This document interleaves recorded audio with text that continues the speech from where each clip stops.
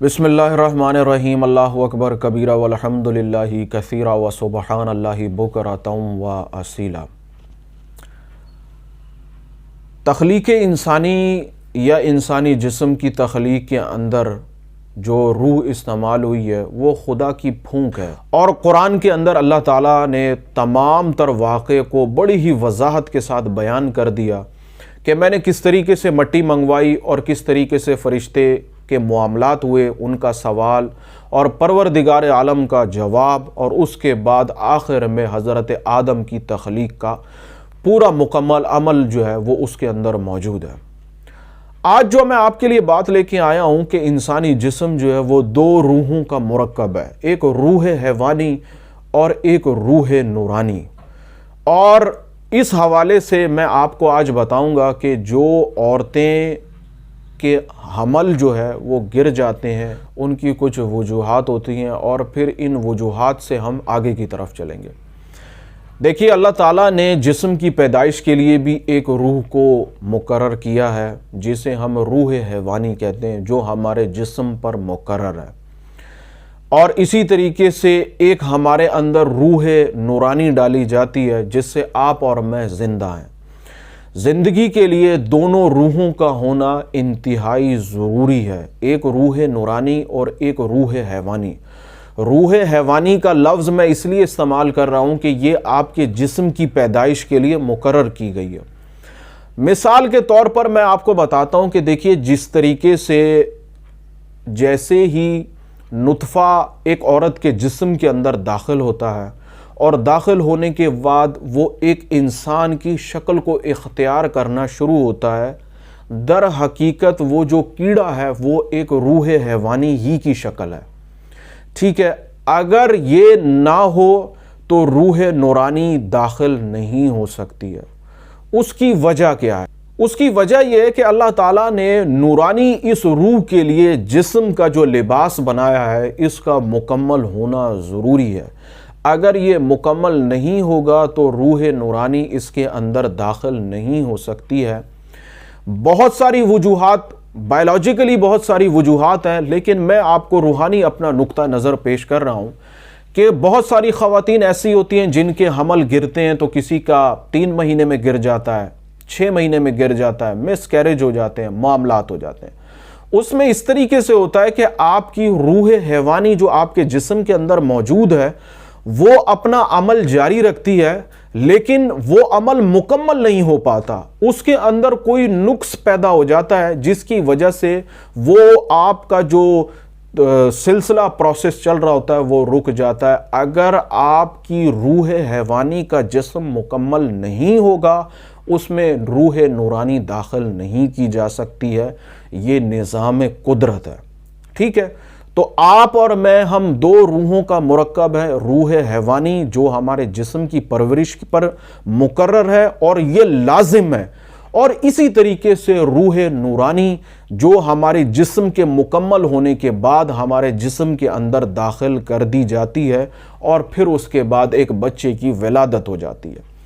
یہ ایک مختصر سی بات ہے، مزید اس پر بات کروں گا۔ آج جو میرا ٹاپک ہے وہ ٹاپک اصل میں اس حوالے سے ہے کہ انسانی روح کے اوپر تو فرشتہ مقرر ہے، لیکن یہ جتنے حیوانات ہیں، چرند پرند ہیں اور جانور ہیں، کیا ان کی روح پر بھی کوئی فرشتہ مقرر ہے؟ تو اصل سوال یہ ہے۔ ضمناً میں نے اس میں یہ بات بھی آپ کو عرض کر دی، لیکن میں انشاءاللہ تعالیٰ اس پر مزید بات کروں گا۔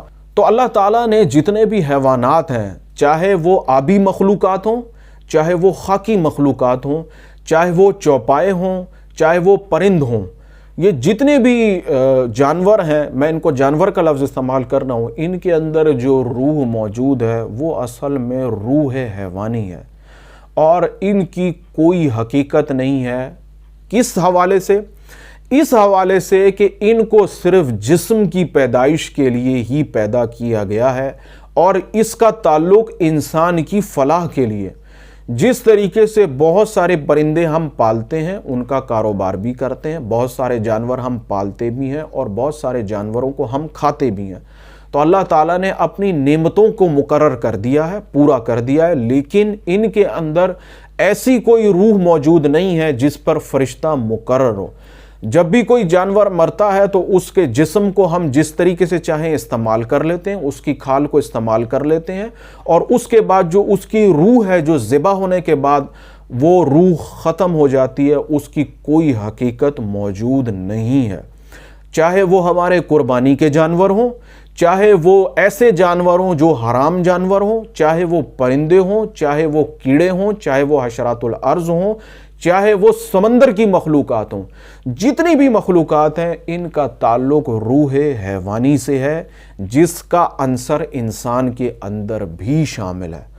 تو ہمارے لیے اللہ تعالیٰ نے حضرت اسرائیل علیہ السلام کو مقرر کیا، جو ہماری روح حیوانی کو الگ کر کے نورانی کو قبض کر لیتے ہیں۔ اسی طریقے سے نظام چل رہا ہے، لیکن جانوروں کے لیے ایسی کوئی چیز نہ مقرر ہے نہ ہو سکتی ہے۔ اس روح کا قبض کرنے سے کوئی تعلق نہیں ہے، نہ اس کی کوئی حقیقت موجود ہے۔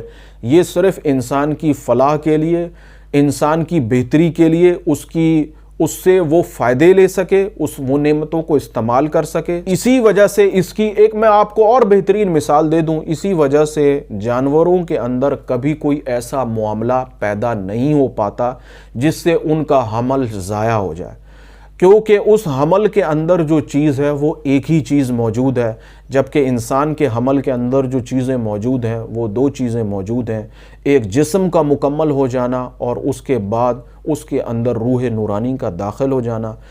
جانوروں کے اندر ایسی کوئی چیز موجود نہیں ہے، ان کا صرف جسم کا مکمل ہو جانا، اس کے بعد اس کی پیدائش ہے۔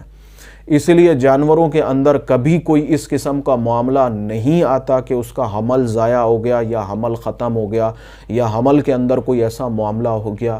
جس قسم کا بھی جیسا بھی حمل ہوگا وہ ظاہر ہو جائے گا ولادت کی شکل میں۔ اسی طریقے سے بے شمار جانور سے جانوروں کی مزید نسلیں بھی پیدا ہو جاتی ہیں، جس طرح مختلف جانوروں کے ملاپ سے نئی نسل کو ایک پیدا کر لیا جاتا ہے۔ اس کی در حقیقت وجہ یہ ہوتی ہے کہ ان جانوروں کا تعلق روح حیوانی سے ہے۔ روح حیوانی کو صرف جسم مکمل کرنا ہوتا ہے، اگر جسم مکمل ہے تو ولادت ہو جاتی ہے، اس سے ایک نئی نسل پیدا ہو جاتی ہے۔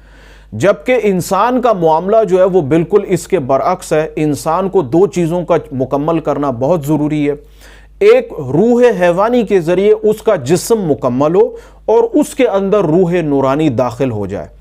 اگر روح حیوانی سے جسم مکمل ہے، اس کے اندر کسی نقص کی وجہ سے، کسی معاملے کی وجہ سے روح نورانی داخل نہیں ہو پائی تو اس بچے کی ولادت نہیں ہو سکے گی۔ اور اگر ولادت سے میری مراد زندہ ولادت، مطلب پیدا تو وہ بچہ ہو جائے گا لیکن وہ زندہ نہیں ہوگا، بلکہ صرف اس کا جسم موجود ہوگا۔ تو ہماری پیدائش کے لیے، مطلب انسانوں کی پیدائش کے لیے دونوں چیزوں کا ہونا انتہائی ضروری ہے، لازم و ملزوم ہے۔ جبکہ جانوروں سے میری مراد تمام تر جانور ہے، چرند، پرند، آبی، خاکی، چوپائے، تمام تر مخلوقات موجود ہیں۔ ان جانوروں کے لیے صرف روح حیوانی سے مراد ان کا جسم مکمل ہونا ضروری ہے۔ جسم مکمل ہوگا، یہ ان کی پیدائش ہو جائے گی اور ان کی زندگی والی پیدائش ہوگی، جس طریقے سے ہم دیکھتے ہیں۔ اللہ تعالیٰ کی بارگاہ میں عاجزانہ دعا ہے، یہ بڑا اہم نقطہ، اللہ تعالیٰ ہمیں اس پہ مزید غور و فکری کرنے کی توفیق عطا فرمائے۔ اللہ تعالیٰ ہمیں علم و حکمت عطا فرمائے، جو علم عطا کرے اس کو دوسروں کی تعلیم کا ذریعہ بنائے۔ دعاؤں میں مجھے یاد رکھیے گا۔ اللہ تعالیٰ آپ کا حامی و ناصر ہو، آمین ثم آمین۔